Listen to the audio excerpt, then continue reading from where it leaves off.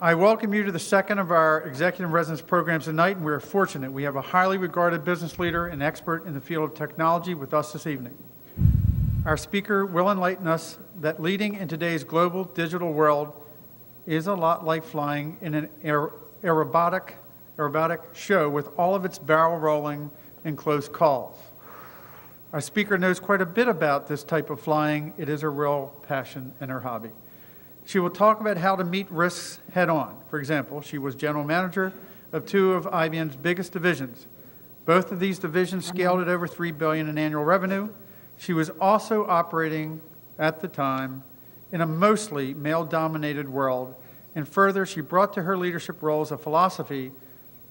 Guess what? This is something we've been talking about. Effective leaders actually listen to the people who work for them. Wow. Some people may consider this to be counterculture, even risky, but our speaker understands it's the way organizations make progress. I thank our speaker in advance for sharing her story with us this evening, but before our speaker is introduced, I'd like to recognize our financial sponsors for tonight's program. Would you please stand? From Barrett Capital Management, we have the CEO with us today, David Barrett.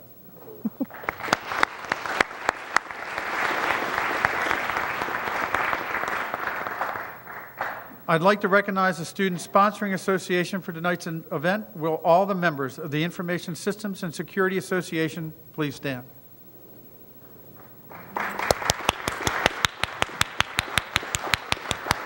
Thank you, members. Finally, it is my pleasure to present to you the individual who will actually introduce our guest speaker.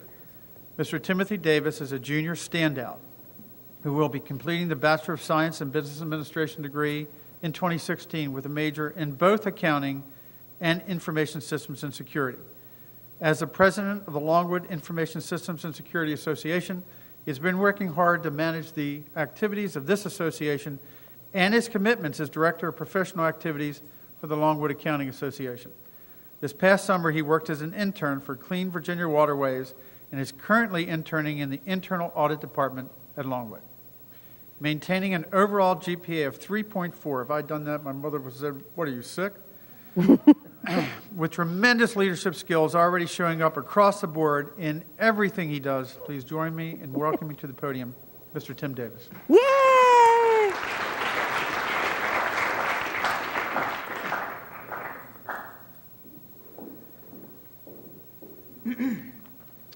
Welcome, ladies and gentlemen.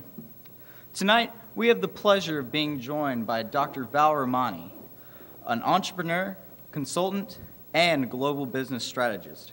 Currently, she holds a doctorate in chemistry from Oxford University and serves on a board for Teradici, a later-stage technology company known for developing the PC over IP protocol. Before Teradici, she was a CEO at Damballa and a general manager at IBM, handling several of their multi-billion-dollar businesses. In addition to her corporate successes, she also mentors several startups and consults to clients on technology trends, risk management, and business strategy. So, without further ado, please join me in welcoming our distinguished guest speaker, Dr. Val Rahmani.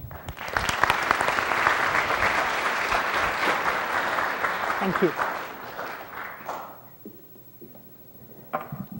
And thank you for that great, both of you. I can only now not live up to the hype, right? As you can probably hear, and some of you I've met during the day today, I'm from the south of England, via New York, Connecticut, and Atlanta. When I started in Atlanta, Georgia, they told me they would have me talking like someone from Georgia in no time at all. Didn't work, did it? It didn't. They taught me y'all, and they taught me the plural of y'all, and half of them said it was y'alls, and half of them said it was all y'all. So I went back to English. Sorry about that.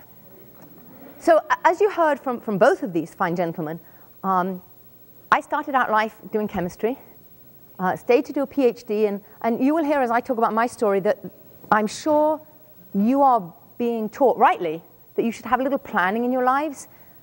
I didn't have very much planning in my life, but I guess it kind of worked out for me. I did take opportunities when they came along. If there's one thing I can sort of be proud of in that regard. But I started out doing a PhD in chemistry because somebody approached me and said, do you want to do a PhD in chemistry? And I said, well, I've got no idea what else to do with my life. So yeah, that sounds like a pretty good idea. And ICI, one of the big pharma companies in England, agreed to sponsor me and pay me real money. So as a student, I was able to drive a car, which I think you all probably do now. But in England, in those days, nobody drove a car as a student. You couldn't afford it. So got my PhD in chemistry, thought, now what shall I do? So applied to all the people who came onto campus to interview, and IBM offered me more money than anybody else. So I somehow got into IT, purely by chance. They offered better drinks and a better reception for people they were trying to hire as well. And I was there for 28 years. So I guess it was worth their while buying me a drink or two way back when. And I started as a systems engineer. In those days, I wanted to join in sales. I'd got in my mind this notion that sales was what I wanted to do. I don't really know why. They wouldn't let you join in sales in those days. They had this kind of wacky notion that you had to know about something before you could sell it.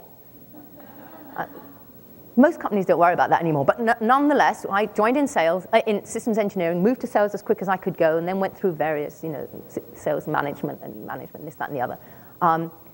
Finally, got moved across to the US in probably my most interesting career move of all. When you're in England, none of you, any of you from England? No. Okay, cool, one person. Awesome, and I can hear it. So when you're in England, it's a little country, and you kind of dream of the big, wonderful US. You've seen the movies from the US and the music from the US. So when someone says, do you want to go to the US and work for Lou Gerstner, who was then the CEO and chairman of IBM, it's not something you turn down in a big hurry. So I went and did that, had a great time for a couple of years, told my then boss how much I was enjoying being in the US. By then, I'd moved on from being Lou Gerstner's assistant to running Linux. Does that make sense to all of you? Prior to Linux was something called Unix that I know some of you know. Same kind of idea, small servers, move away from mainframe, get onto the little ones, quicker, cheaper, easier, faster, better, blah, blah, blah. I was running that as a sales leader. So they said, now we're so pleased you enjoy the US and you enjoy running Unix, because what we want you to do is go back to the UK to run mainframes. Those of you who know about mainframes, we thought they were dinosaurs back then, 20 years ago. I thought they were firing me. I thought that was the end of it. So ran mainframes for a bit, and I'll come back to that in a moment. And then they moved me back to the US, where I've stayed ever since and plan to stay as long as they'll have me. Hopefully no one's going to send me back from there now. Then I was in the services business of IBM. I'd been through corporate strategy, got into services through that, had made a case to IBM that in order to make services businesses really profitable and grow fast, it was good to have some kind of repeatable software behind your service. So instead of just rolling out people, more and more and more and more people, we did a piece of math that said IBM would have needed 1 million people to get the kind of growth in its services business that it wanted. Clearly makes no sense, even for IBM. So, get software and then you can repeat that. So they said, go on then, go do it. Be careful what you wish for. The next thing I knew, I'm running a services business and being told, go make it profitable. So we made a number of acquisitions, one of them called Internet Security Systems, and I only tell that story because that's what got me into the internet security space, and it got me into Atlanta. And it really got me out of IBM in a sense, because this was a $300 million business that I ended up running. So although it was part of IBM, it made a very nice little segue between being a big corporate person and moving off to a startup. And it was from there that I then moved to Damballa, an internet security startup. If you're in a big corporation, you kind of dream of running a startup one day, like you may dream of setting foot on the moon or something. We all have these kind of wild dreams. And when someone offers you a startup, and it's in a space internet security, some of the people had left this company called Internet Security Systems to go to this little startup called Damballa.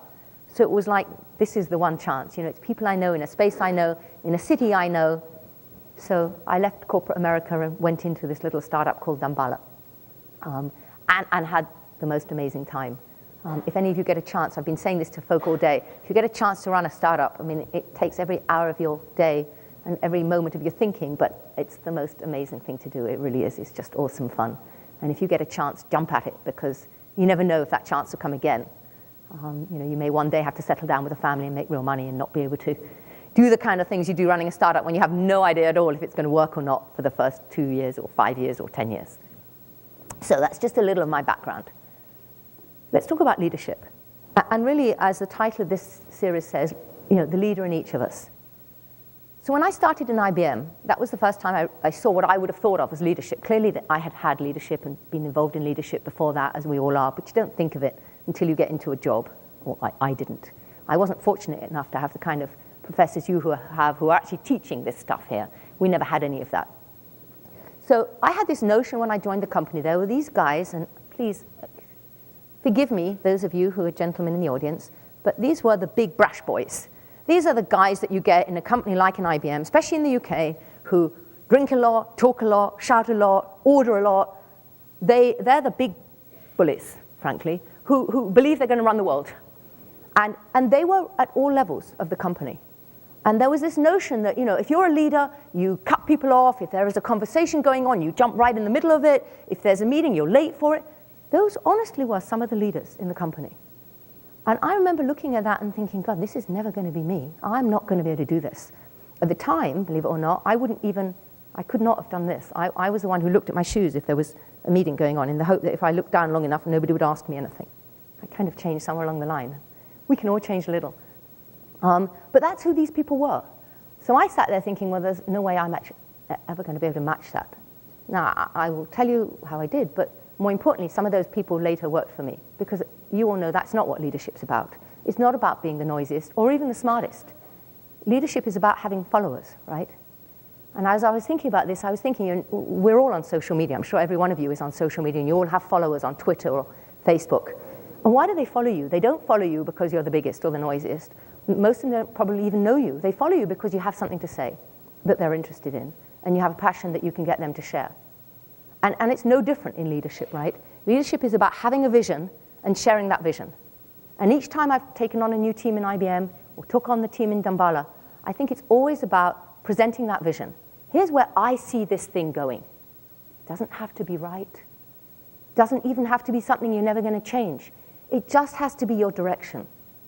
Because all of us, every one of us as a human being, we're pack animals, right? We like to be led. We like to know which direction you want me to go in. So it's about having a clear vision, making it passionate, putting the energy behind that vision. Here's what we're going to do. We're going to beat the hell out of the competition, or we're going to win this rugby match, or we're going to make this project the most successful project on campus. It doesn't matter what it is. You're all involved in it every day.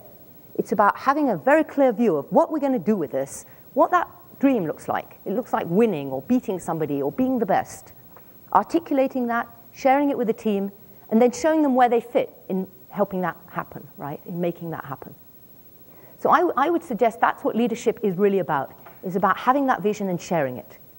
And really making it a rallying cry. What I found, certainly in IBM and in Damballa, it's much easier to go against somebody than to try winning, if that makes sense, or to try being good. So if I had a team on something brand new and you say, let's really go and make this technology work, it's like, okay. If you say, let's beat the competition, everybody gets that, right? I mean, I used to get rounds of applause. When I joined Damballa, I stood up in front of them and told them what we were going to do. We're going to beat the competition. Yeah! Everybody gets really excited because we like to beat people, right? We like to win. It's a fact. And if you can get people rallying behind that, they'll do almost anything for you, and we all will. And we'll do it willingly. We won't count the hours because we want to reach that common goal. So I think that's the single most important thing. I remember when I started at Damballa, it was a company that had a great start in internet security. Then, as many startups do, sadly, they'd run out of money, they'd run out of ideas, they'd had to lose a few people because they didn't have any funding. So they were kind of on a low, and the team had no idea what this new leader was going to do. They knew I was coming from IBM, which if you're in a startup is the absolute kiss of death. I mean, you can imagine, my God, there's this stupid woman going to come from IBM, and what does she know about a startup? So I sat there in a group with all of them. There were only 20 at the time, and I said, here's what we're going to do. We're going to raise money, and we're going to go get big, and we're going to take on all the incumbents. We're going to take on, for those of you who know who the security players are, McAfee and Symantec, because our product's better, we're going to make it work. And if we need more money to make that happen, we're going to go get it. These people would have done anything, because now they know they're not going to be fired. I'm not going to take money away from them. I'm not going to take jobs away from them. And that's what people need. They need to have a direction. And then you said about helping each of them work out where they fit in that direction, right? So that's number one. Have a vision and make it very clear, very passionate, very articulate. And if you look at any of the people you would consider to be great leaders, whether it's in sports or in business, they've all had that vision. I mean, Steve Jobs, amazing vision. Did it always work? No, not everything he did worked. And not everything you or I do will work. But just belt down that path and then change later if you need to, because it doesn't matter if you have to change. What matters is you're clear where you're going, because we can't work without leadership. And I'm not going to get political, but Oh boy, it would be nice to have some leadership right now, wouldn't it? We don't know what we're meant to be doing and how we're going to get there. Sorry, I promise I will not do any more of that. And that's not a political statement, by the way. That's purely, literally a leadership statement. We need leaders. We need anything we do, we need to have leaders who take us there. The next thing I would say is be brave. As you think about whatever you're doing, be brave, take risks. I mean, calculated risks for sure, but take risks. Don't be scared of doing things. Don't be scared of getting uncomfortable. You know, what I say to people when they say, well, I don't know, I say, what's the worst that could happen? So I'd ask every one of you, when you're thinking, do I do this or don't I? Is it too big a risk? I mean, unless it's literally leaping off a building without a parachute, where I would say the worst that can happen is pretty bad, right? You're going to die.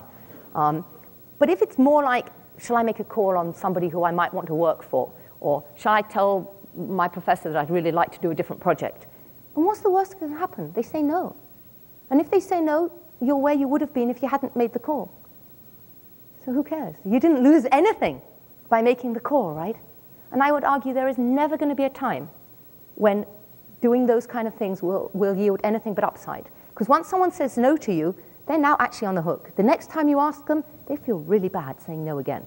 I've been in sales most of my life, one way or another. I mean, even as a CEO, you're selling. If you call on a customer, he hates to say no the second time. And the third time, he just can't. He ends up having to say yes. It's just human life. None of us likes to say no too many times to something that's kind of reasonable. So I'm reminded of a very silly story that's slightly off tangent, but in IBM, we had a silly little game we used to play. I don't know how many times you sit on a plane, but if you sit on a plane, I always used to like to get a seat in the corner somewhere where I didn't have to talk to whoever was next to me, because who knows who they are? I mean, they might be bad people or smelly people or boring people. We had this little joke that said, if you're in sales, you sit in the middle, so you've got a person on each side you can sell to. So I kind of got used to talking to people on planes, and you never know what may come out of it. It may be horrible or it may be fun. I remember getting onto one plane from LaGuardia down to Atlanta, and they'd canceled the previous one, so this was an hour late, I was frustrated. And fortunately, because I traveled a lot, they upgraded me to first, so I'm in my little window seat right at the front of the plane next to another gentleman. And as they come on the intercom, they go, well, you know, hello, ladies and gentlemen, weather's great in Atlanta.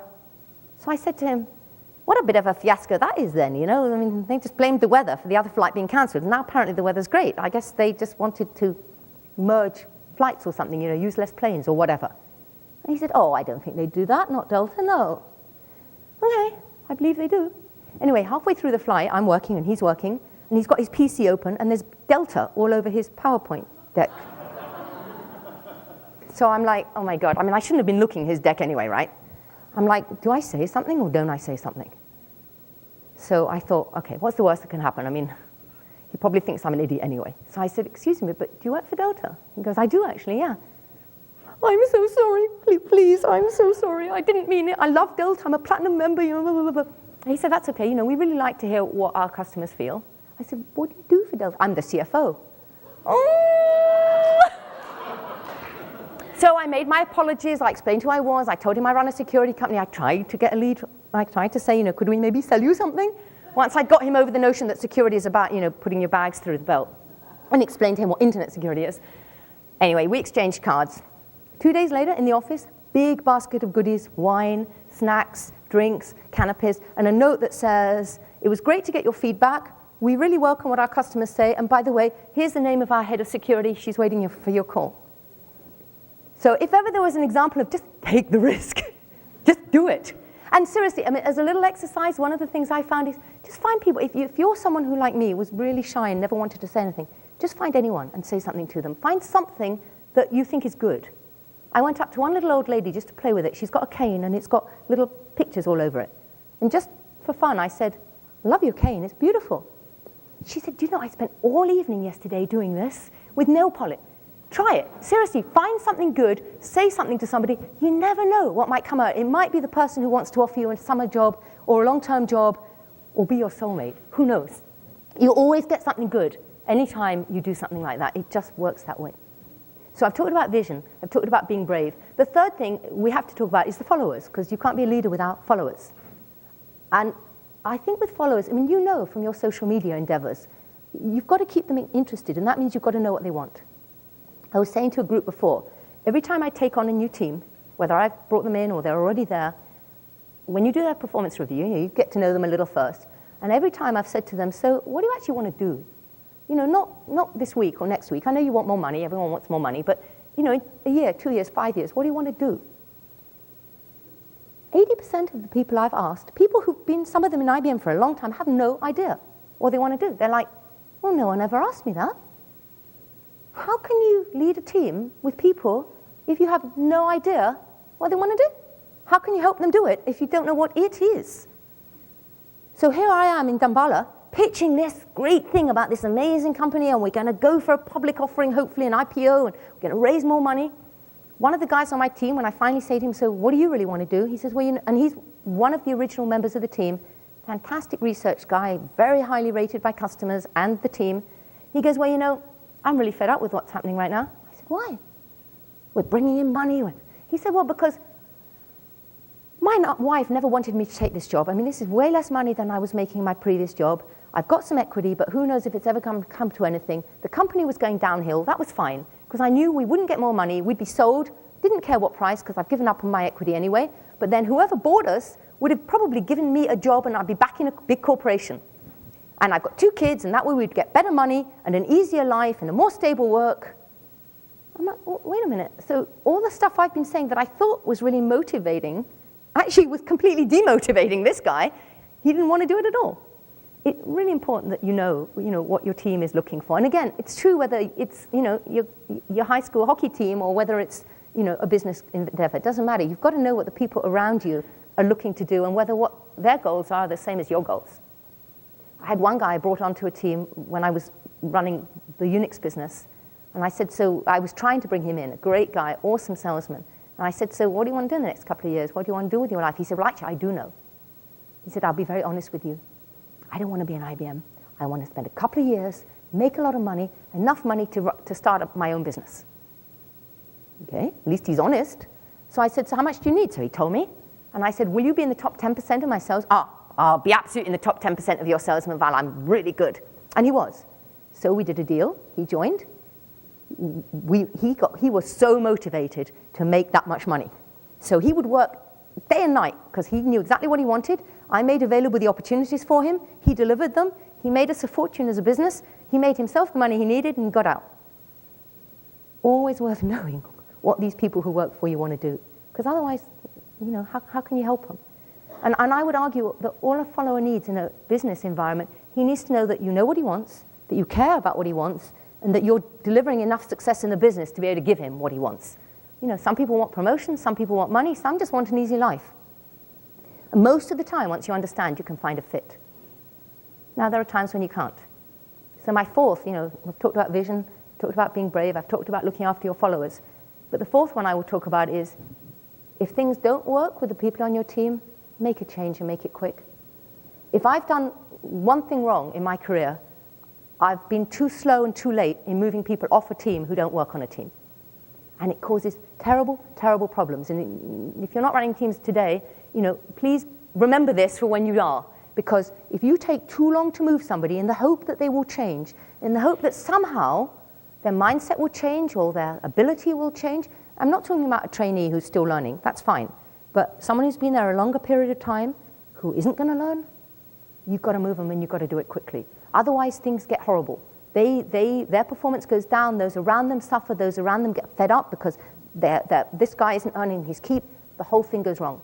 And it took me way too long to learn this. I had this naive, stupid belief, and I think women are worse at it than men, if I'm totally honest, because we hate firing people. In some ways, we just always kind of feel like somehow we can nurture them into doing what we need them to do. And sometimes you can.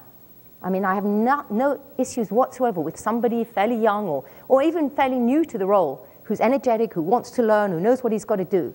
But when you get someone who really can't do it or doesn't want to do it, like this guy, this research guy, we moved him to another position. And he eventually left because it was the wrong thing. He didn't want to be there. If he wants to be in a big corporation, let him go be in a big corporation. Let me not hang on to him and try and have him do something that his heart is not in.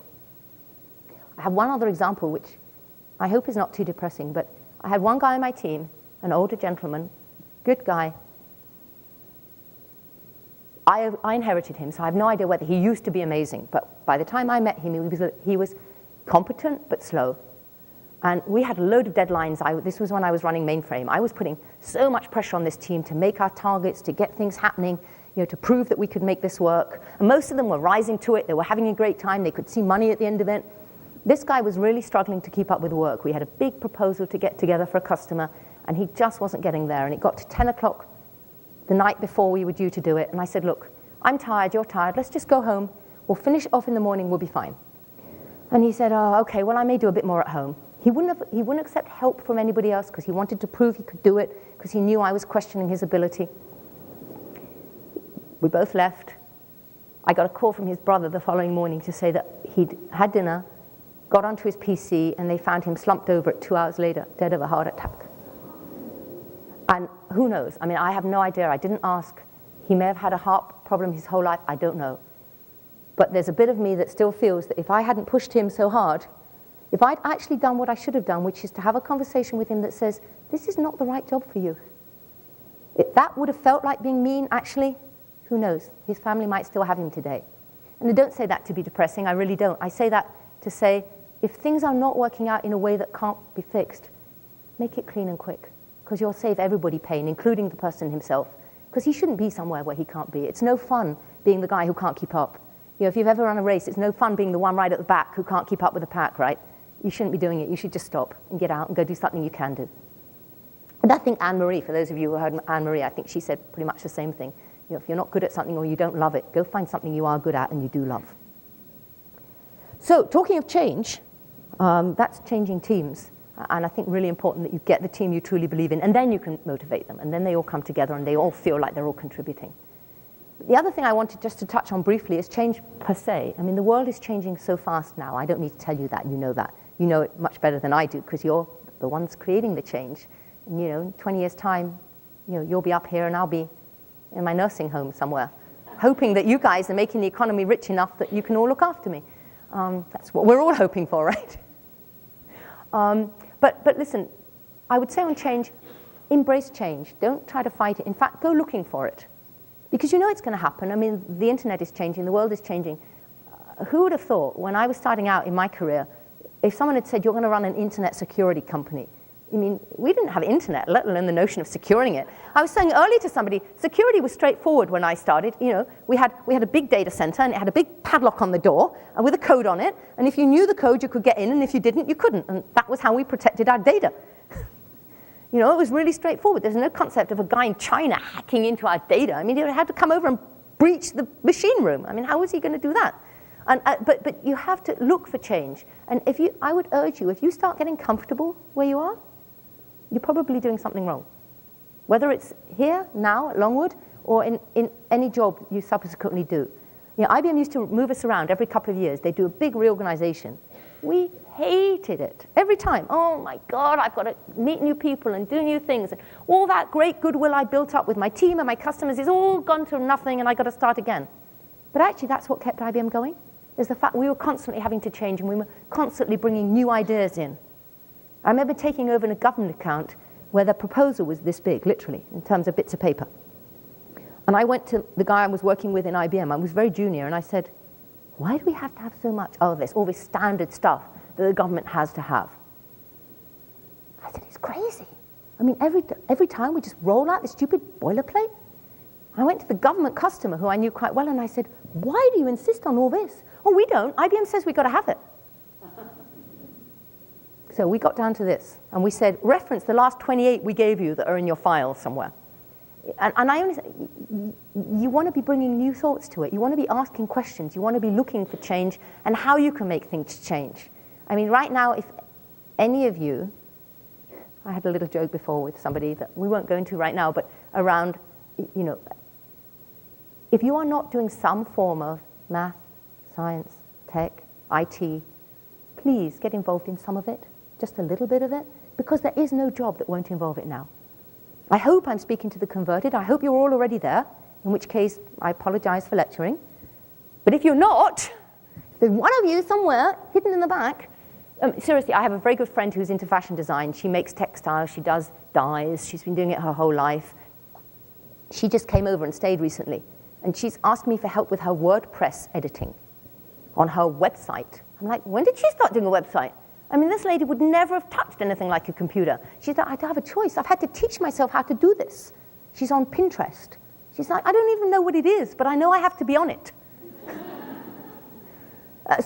But seriously, I mean, if it's not already in whichever part of life you are in, it will be there. It probably is already there. But don't just say, hey, I kind of know how to use email, or I kind of know how to use Facebook. I mean, really get to understand it, get to see where it can go, and get to see how it can drive your part of the business. Because if you don't, someone else will.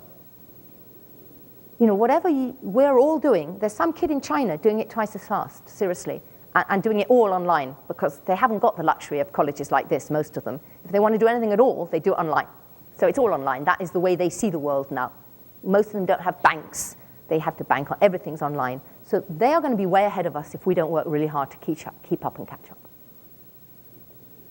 And very last of all, I said there were 6. So vision, and communicating that vision, being brave and bold, worrying about your followers. I'm going to forget them now. Change.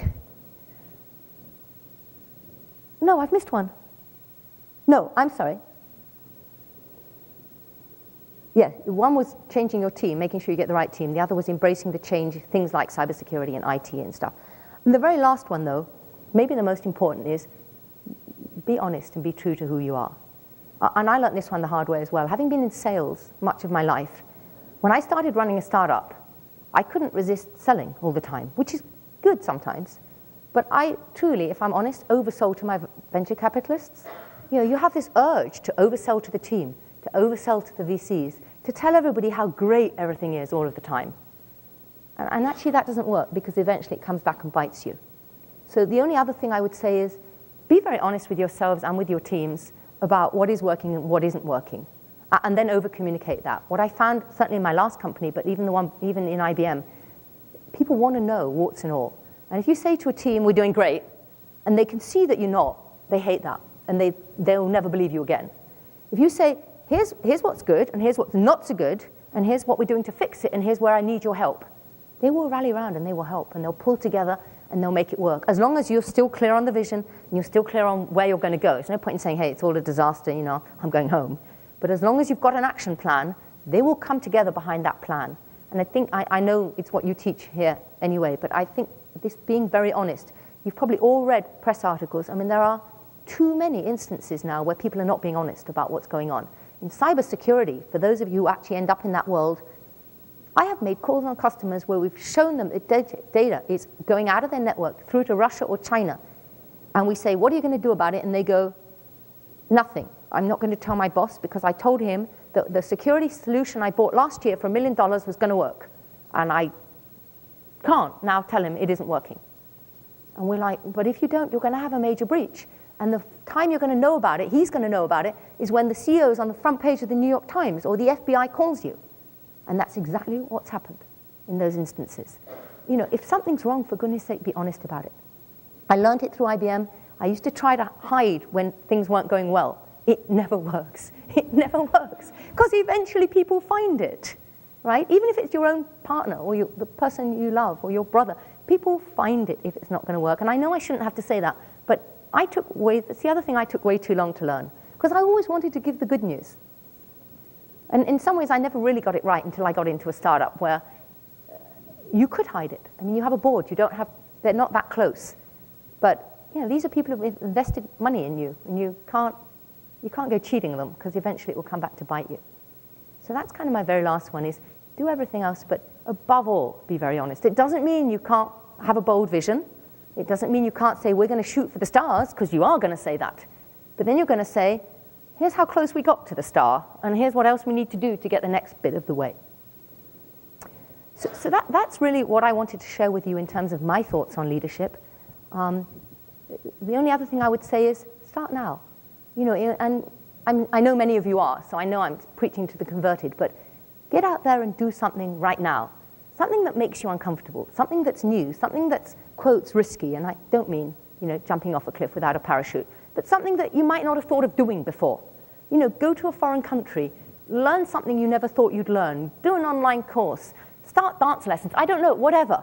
But do something that takes you out of your comfort zone, gives you some fun, but proves to you that you can do something you didn't think you can do, and run something.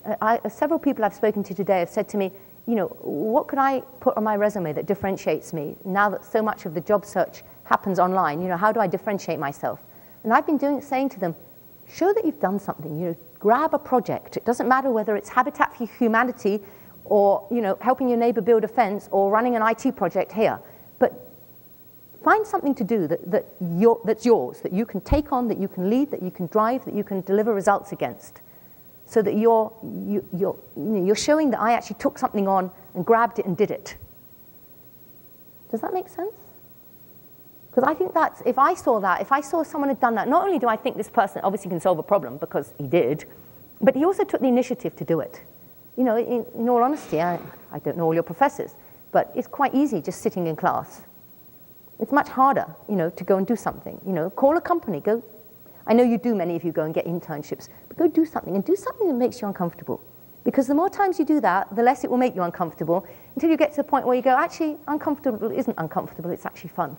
Because wherever you go, you're going to find a load of change, and you're going to find people asking you to do things you never thought you could do.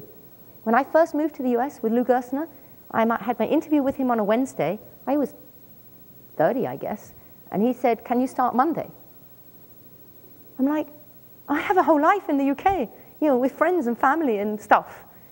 And he said, well, you can go back and sort out your visa later, but I want you here Monday. Okay. If that's the deal, I haven't got a choice. And someone asked me earlier, wasn't that really courageous? Actually, it wasn't courageous at all, because I wasn't really given a choice. But it got to the point now where if someone said, go fly to Argentina tomorrow morning, I'd say, okay, which flight? And you get used to these things, and then actually you get itchy if you're not doing them, but that's a different story. But anyway, that's what I wanted to share, but I would love to get your questions and thoughts and comments.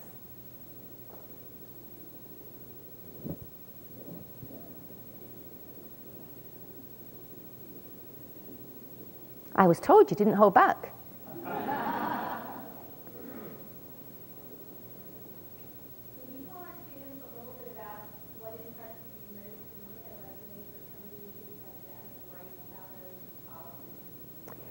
Absolutely, and I think one really is that you've done something, that somebody has taken the initiative to go and do something with whatever skill it is. I mean, whether it's marketing or it's, science, whatever it is. I think someone who's actually raised themselves above, the norm. So it's not just that I sat in lectures for 4 years, it's I actually have accomplished something. And ideally something that I'm not suggesting you go do the most difficult thing in the world, but something that I took on.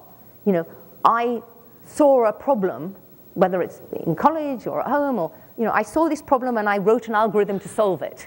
I mean, I was in the software engineering business, so that would have wildly impressed me if somebody had actually said, I saw this problem and I worked out how to solve it. I was telling some folk before, for those of you who are in any of the tech kind of subjects, I was talking to a guy from Google.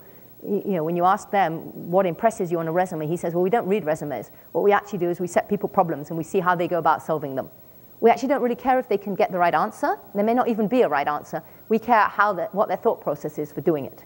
But they're looking for people who want to march up and find a problem and solve it. So I think just something that says, I'm going to be out there for you. Think about what an employer wants. Most employers today don't have the luxury that I did when I started of having 1.5 years training. It's too expensive. Nobody today has the time or the money to put you through an extensive training course. They want someone who can hit the ground largely running. I mean, they'll teach you a particular skill in their product or their solution or whatever. But in terms of your ability to run, a piece of work on your own, they don't want to have to teach you that. They expect you to have that. I would also be very impressed if someone had, gone online and done a course that was, an add-on to their problem, or who'd taken a course here that was an add-on, who'd done some, not necessarily more work, but who'd done something a little more. Just that gives me the feeling that if I set them a task to do that they haven't done before, they won't come back and go, I haven't done this before. They'll come back and say, here's how I did it. I may not have it right, but this is what I did. Yeah? I don't know if other people have other ideas on that, though.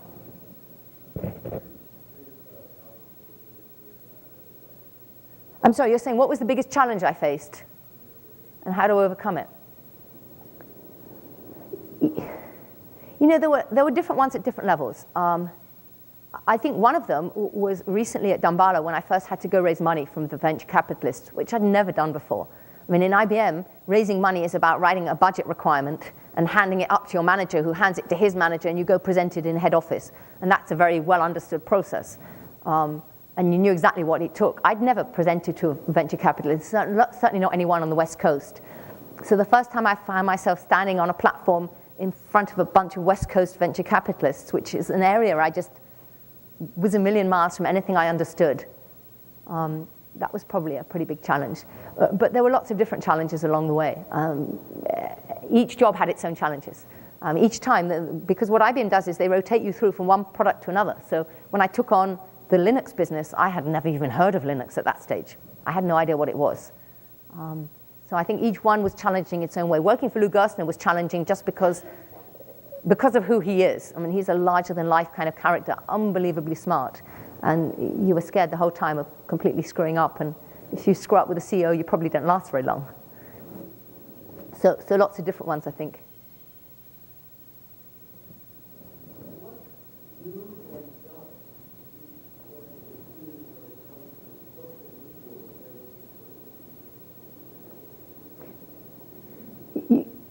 So you mean in terms of actually applying for the job, or setting themselves up so they can get a job?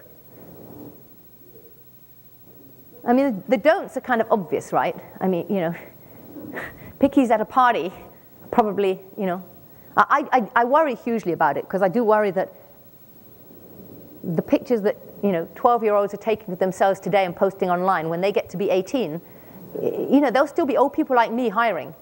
And we didn't post those kind of things when we were 12, and we may be shocked by some of that.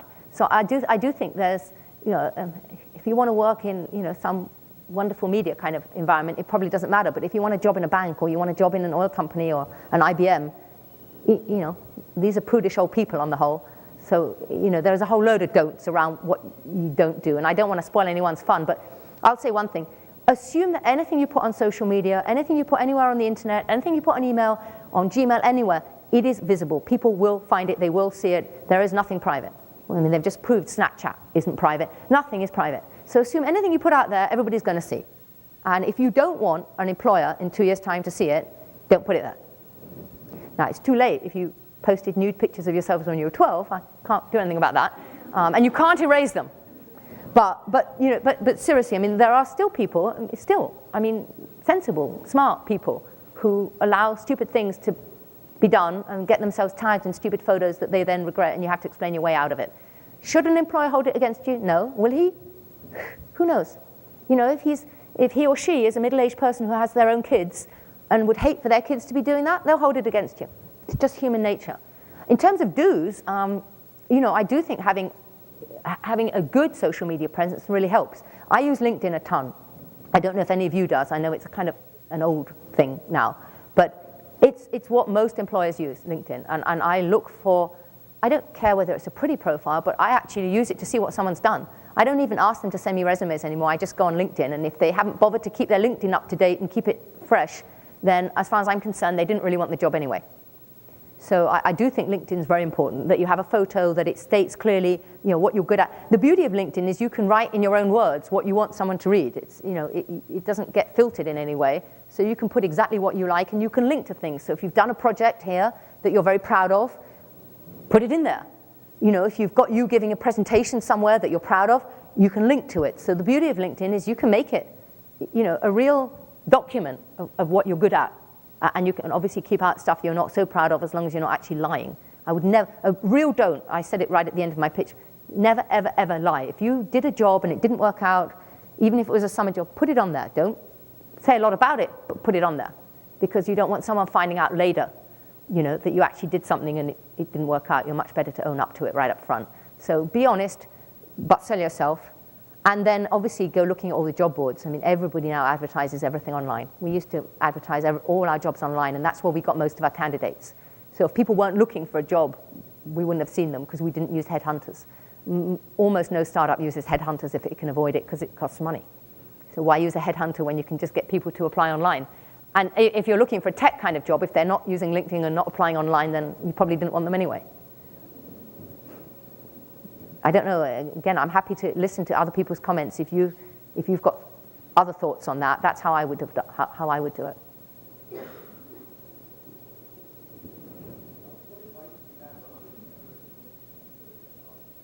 I'm sorry, for entrepreneurs. In what? With skills in what? No, but entrepreneurs with what kind of skill?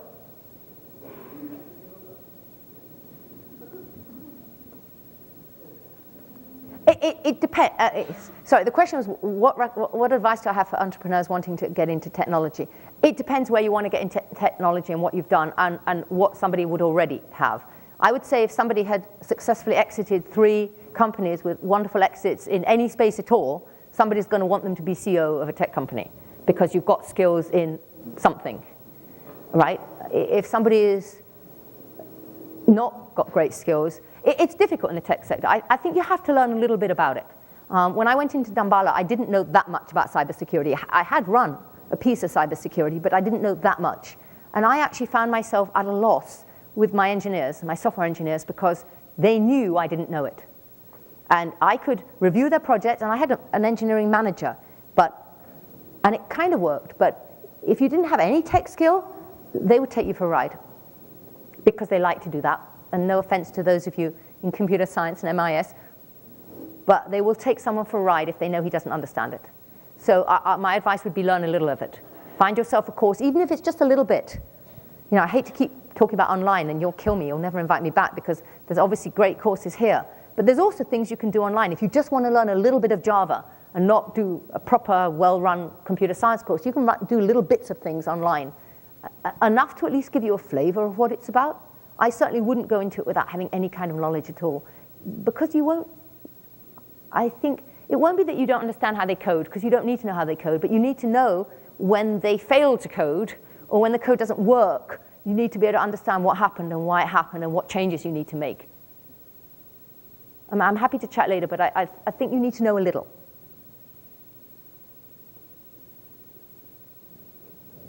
What do you think are some of the new exciting fields coming up? It doesn't have to be technology related, but that is big in business.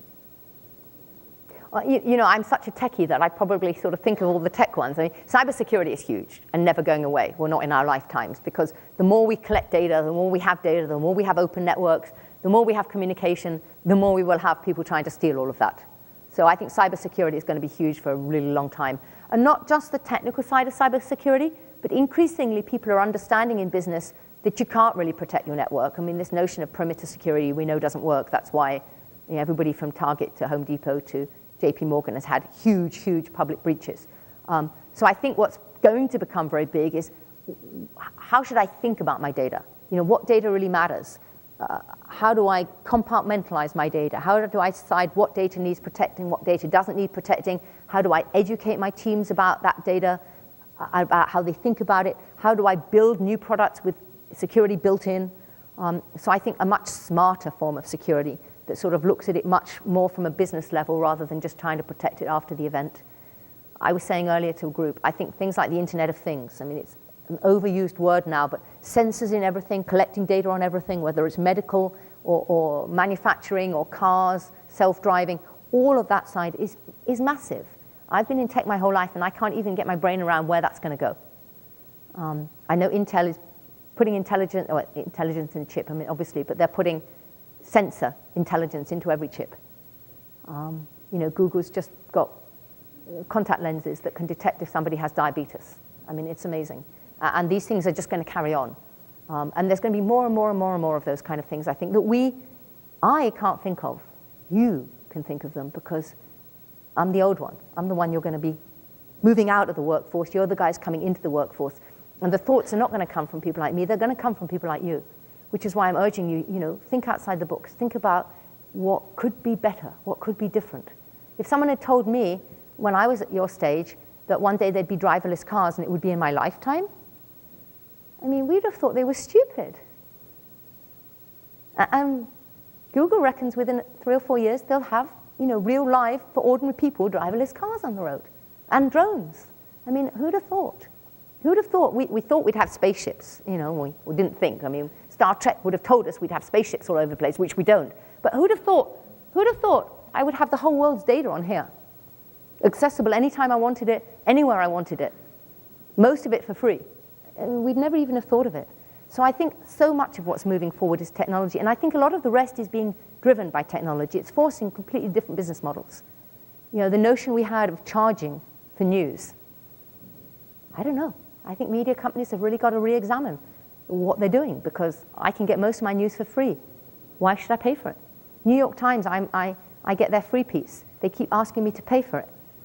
I get one extra article if I pay for it. Here, I'll read that one on CNN, you know? I don't need to pay for it. I'm a master, you probably all are, of getting as much as I can for free on here. You know, you get 95% of it for free. So business models are going to change dramatically, because people won't pay for stuff anymore. I think we're entering a completely different world. I could go on forever, but I won't. But I think we're entering a completely different world, and I think people have to step back and say, hey, if I were completely restarting a media business, I mean, who would have thought for IBM, that's been in the IT space for the longest time, almost 400,000 employees, who'd have thought Amazon would be their biggest competitor? I mean, I would have listed Sun or HP or Dell or maybe Oracle. Amazon? I mean, Amazon was a bookseller. So I think we have to re-examine business models. If any of you is involved, you know, in the financial side, in business models, it's all changing. It's all changing. I was chatting earlier. I was chatting to a guy from eBay. He's no longer there, but he was there, who also was part of their investment arm. So he saw a lot of startups. And he said, you know, 5 years ago, startups would come in with a great business plan. They'd probably got an MBA from some great college, and they'd got a whole strategy worked out and a business plan and a request for funding to start building the software or the product.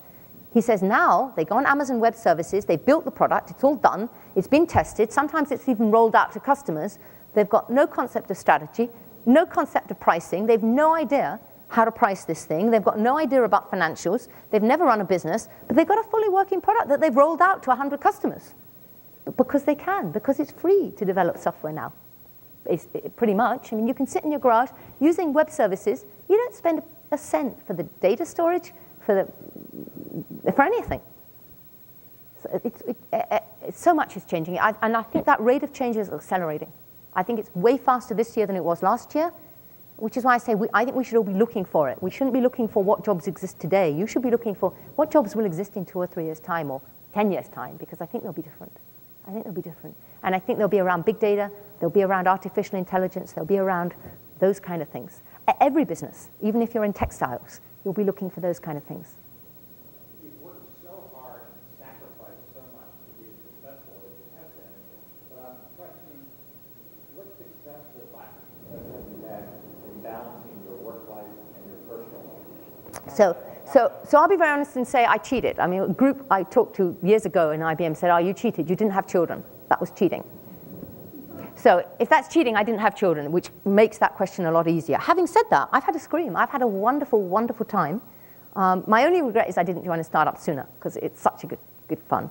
But no, I became pretty good at skiing. I became pretty competitive at ice skating. I'm a competitive aerobatic pilot. I haven't really given up anything, I don't think. I've worked hard, but I've worked hard at other things too. You know, I think once you get in the mindset of I'm really going to go achieve things, you achieve things in different areas, right? Because you're like hyper. You want to be achieving things. So I would come home from work. My husband's, we've had this conversation. My husband doesn't do formal work. So he's like pretty laid back when I get in, and I'm like, no, let's do this, and let's do that, and let's go out, and let's go to the movies. And he's like, no, slow down, chill. And I don't want to chill. You know, I've been working all day, and now I want to go do things. But I think if you're a person who wants to go do things, you're going to go do things anyway. But I don't feel like I've sacrificed anything at all. And now that I'm sort of kind of retired, I'm now busy. I'm not getting paid for all of it because I'm mentoring some startups and things that I don't get paid for. But I'm working almost as many hours. And when it slows down, I get bored, so I find another startup to work with. Or I come here. So I don't feel like I've sacrificed anything, truly. As I say, I don't know if it would have been different if I had children. But I have friends who've got kids who've done more or less the same as I have. Especially now. I was pitching it before, and I don't want to overdo it, but you can do so much of this from home now. You know, I know people on my team last year who stop work at 5, pick the kids up, go home, have dinner with a family, and go back online. You know, if you want to, you can make it work. We're fortunate now. We're untethered, right? I mean, these things have untethered us. We can if you're cutting hair, you have to be with the person whose hair needs cutting. But if you're in any kind of, you know, thinking job or IT job or marketing job or any of those, you can do it from wherever you want to be now. I didn't used to be able to do that. I had to be in the office. I used to go in the office just to use the stupid computer. Anything else?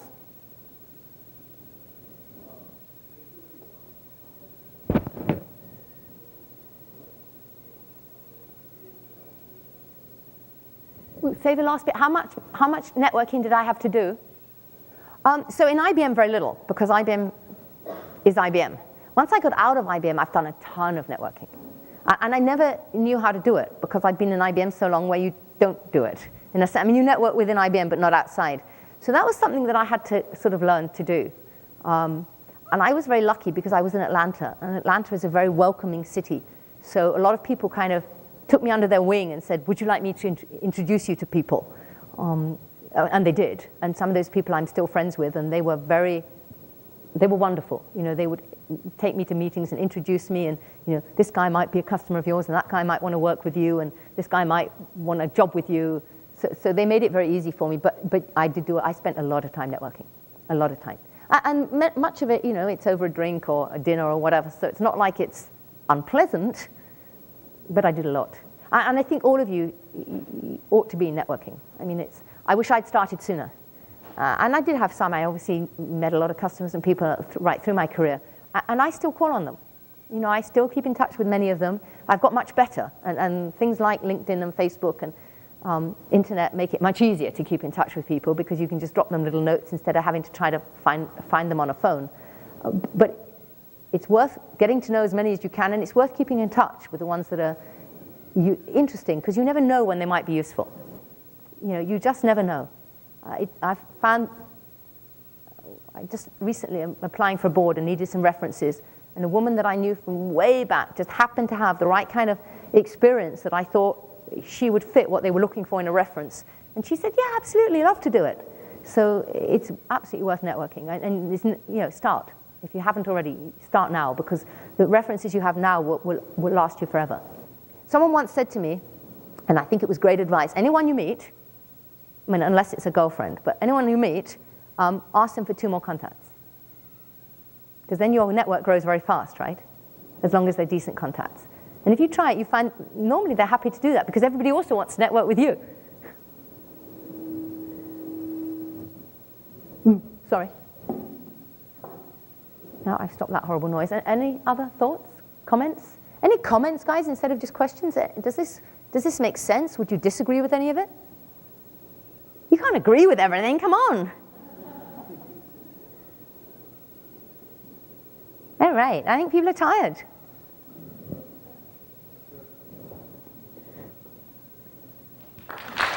Thank you. Oh my God. Hey, and thank you so much for your questions. I really appreciate it, and all the very best for everything. Well, Woo! yes. Oh my God. On behalf of the College of Business and Economics, we appreciate you coming very much so, and we would like to present you with this. Thank you. Is it Frajan? I'll be careful. Okay. Just in case it is. Wow. There's one more? So this is a signed ball. Oh, wow. For Megan Botsell. Megan, are you here? Let me put this down for a minute. So, of course, this is inscribed to you for today. Oh, wow, look at About that. what we think you've been doing all day is hitting home runs for us. And this is an actual signed home run baseball by a Lancer softball Wow, thank member, you. Megan Botsell. Thank you so much. Thank you. Look at this. Oh, that is awesome. These may be too, but this I know is. Thank you so much. I've had a wonderful time here, by the way. I know several of you I've bumped into several times. I've had a brilliant time here. I've done several of these at other colleges. I tell you, the energy and the passion here is better than so many of the colleges I've been to. This is a wonderful place. One of the best It really universities is. in the world. One of the best. It really is. But secret. Our job, all of us here at Longwood, is we are a diamond in the rough. It's time to clear the rough away. Thank you. You got it. Thank you so much. Thank you. Thank you. I would actually, please. Thank you.